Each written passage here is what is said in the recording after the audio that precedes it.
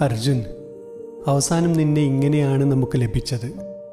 നിനക്കായി അവിടെ ഇത്രയും നാൾ കൂട്ടിരുന്ന നിന്റെ ഓണറും കൂട്ടുകാരനുമായ മനാഫിനെ പോലെ, ആരുമല്ലാഞ്ഞിട്ടും നിനക്കായി ജീവൻ മരണ റെസ്ക്യൂ നടത്തിയ ഈശ്വർ മാൽപ്പയെയും ഫയർഫോഴ്സിനെയും മറ്റ് അധികാരികളെയും പോലെ ഞങ്ങളും നിനക്കായിട്ടായിരുന്നു കാത്തിരുന്നത്. അസംഭവ്യമാണെങ്കിലും ജീവൻ്റെ തുടിപ്പുമായി നീ എവിടെയെങ്കിലും ബാക്കിയാവണേ എന്നായിരുന്നു നമ്മൾ ഓരോരുത്തരും പ്രാർത്ഥിച്ചത്. ഇന്ന് നിന്നെ നിന്റെ ജീവനായിരുന്ന വണ്ടിയുടെ ഉള്ളിൽ നിന്നും തന്നെ എടുക്കുമ്പോൾ നമ്മുടെ കണ്ണിൽ നിന്നും അറിയാതെ കണ്ണീർ പൊടിയുകയായിരുന്നു.